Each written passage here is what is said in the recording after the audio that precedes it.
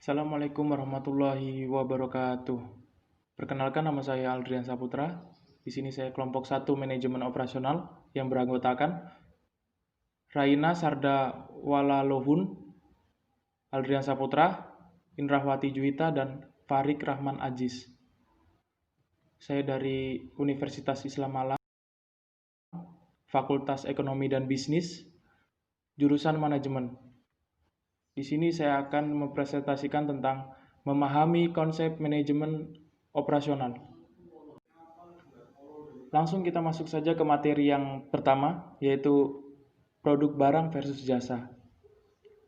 Pengertian barang, produk konsumsi nyata, artikel, komoditas yang ditawarkan oleh perusahaan kepada pelanggan dengan imbalan uang serta memiliki karakteristik fisik, yaitu bentuk, penampilan, ukuran, berat, dan lainnya.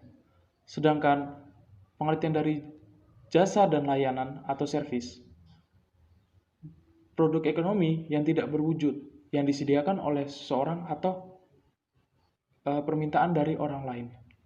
Next, materi yang selanjutnya, yaitu ruang lingkup manajemen operasional. Sebelum kita masuk ke ruang lingkup manajemen operasional, kita harus tahu dulu apa itu manajemen. Dan maksudnya manajemen operasional. Yang pertama, manajemen. Manajemen adalah seni yang mengatur orang lain untuk mencapai tujuan. Sedangkan operasional, kumpulan proses produksi mulai dari sumber daya manusia, bahan baku, dan lain-lain. Jadi, manajemen operasional adalah upaya untuk memaksimalkan potensi yang ada baik SDM, bahan mentah, mesin, atau teknologi untuk menghasilkan produk, barang, dan jasa terbaik yang bisa dibuat tanpa adanya manajemen operasional. Maka eksekusi bahan mentah dan proses produksinya bisa menurun sehingga kualitas produksinya tidak maksimal dan berefek pada penjualan yang menurun. Next, materi yang selanjutnya adalah masih tentang ruang lingkup, yaitu 4 ruang lingkup dalam manajemen operasional. Kita langsung masuk saja ke yang pertama, yaitu perencanaan sistem produksi. Jadi perencanaan di sini itu tujuan dari hasil produksi yang sesuai dengan keinginan pelanggan, mulai dari kualitas, harga, dan keuntungan. Selain itu juga memberikan keuntungan maksimal kepada perusahaan sehingga pelanggan itu puas dengan keuntungan yang diberikan kepada perusahaan. Lanjut yang kedua, yaitu pengendalian produksi. Dalam bagian ini, rencana yang telah dibuat harus dikendalikan dan diawasi agar sesuai dengan tujuan. Jadi setelah masuk dari yang pertama terus yang kedua, pengendalian di sini, jadi sebelum bagaimana terjadinya proses sistem itu juga harus diawasi gitu, sehingga apa yang telah direncanakan bisa terkesan dengan baik dan memberikan hasil maksimal. Yang ketiga, sistem informasi produksi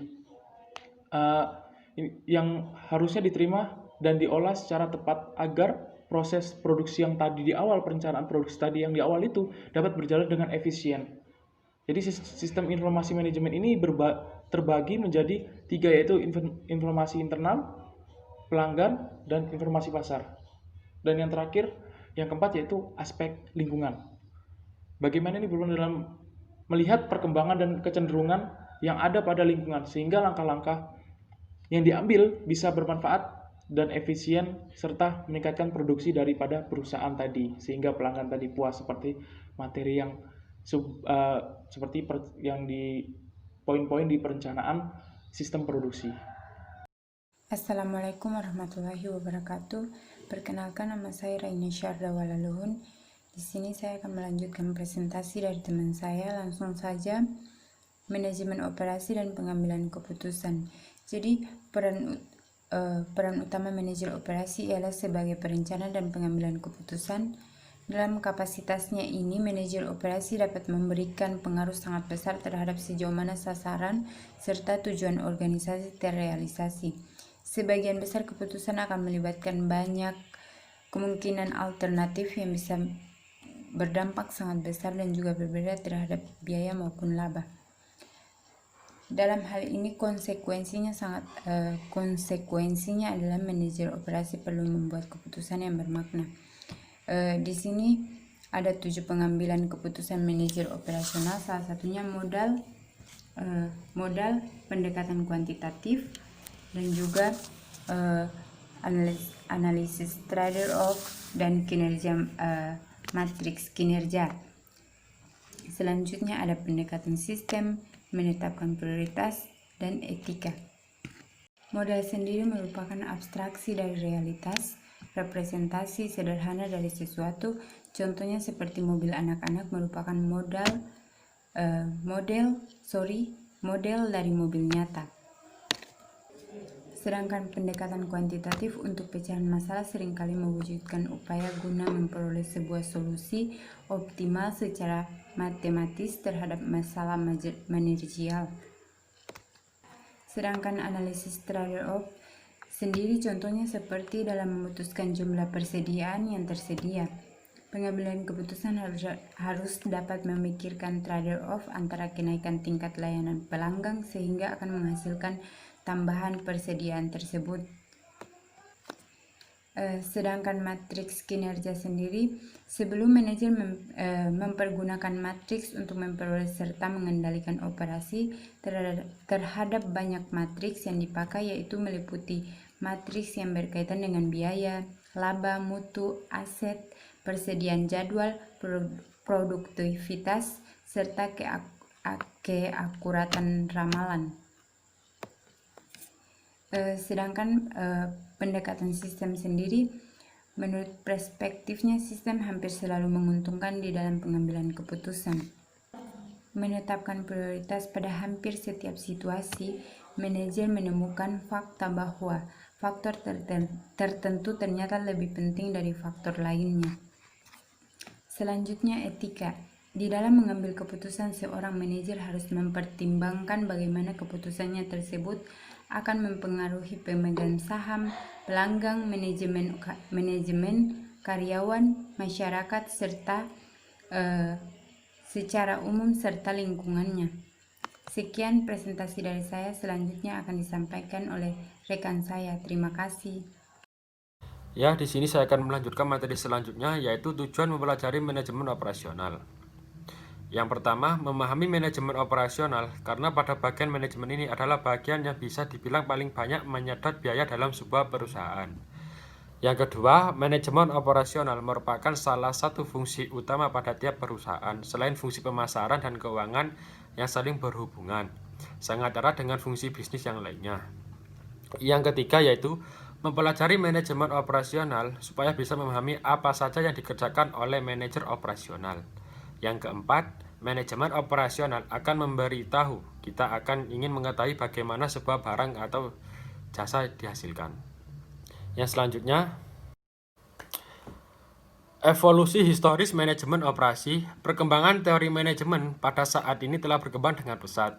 Tapi sampai detik ini pula belum ada suatu teori yang bersifat umum ataupun berupa kumpulan-kumpulan hukum bagi manajemen yang dapat diterapkan dalam berbagai situasi dan kondisi. Para manajemen banyak mengalami dan menjumpai pandangan-pandangan berbeda tentang manajemen. Yang berbeda adalah dalam penerapannya, di mana setiap pandangan hanya dapat diterapkan dalam berbagai masalah yang berbeda pula. Sedangkan masalah-masalah yang sama belum tentu dapat diterapkan. Itu saja yang bisa saya sampaikan. Selanjutnya akan diteruskan dengan rekan saya. Oke, di sini saya akan melanjutkan materi dari Mas Farid, yaitu evolusi histori manajemen operasional. Di dalam evolusi histori manajemen operasional ini terdapat banyak sekali teori-teori yang ada di dalamnya. Salah satunya teori manajemen klasik, di mana teori manajemen klasik ini dibagi menjadi dua, yaitu teori manajemen ilmiah dan teori organisasi klasik. Di teori organisasi klasik, banyak sekali pendapat-pendapat, salah satunya Henry Fayol, di mana dia mengemukakan 14 prinsipnya, salah satunya di vision work, yang tujuannya menghasilkan lebih banyak pekerja yang terbaik dalam satu usaha. Selanjutnya, teori hubungan manusiawi atau neoklasik. Munculnya teori ini dikarenakan pendekatan klasik tidak sepenuhnya menghasilkan efisiensi dalam produksi dan keselarasan kerja. Yang terakhir yaitu teori hubungan modern dan teori perilaku. Materi selanjutnya yaitu tren bisnis. Kelompok kami mengambil tren bisnis saat ini adalah bisnis online. Yang dimaksud bisnis online yaitu bisnis yang membuat produk baru selama pandemi ini yang dibutuhkan oleh masyarakat, antara lain hand sanitizer, masker kain, dan frozen food atau makanan beku. Dengan adanya produk baru tersebut, manajer operasional tentunya telah melalui tahapan-tahapan operasional, antara lain perencanaan, pengorganisasian, penerapan, dan pengawasan. Dengan terpenuhi semua tahapan-tahapan tersebut, maka akan tercipta dan berhasil tujuan sebuah perusahaan yang telah dibuat sebelumnya.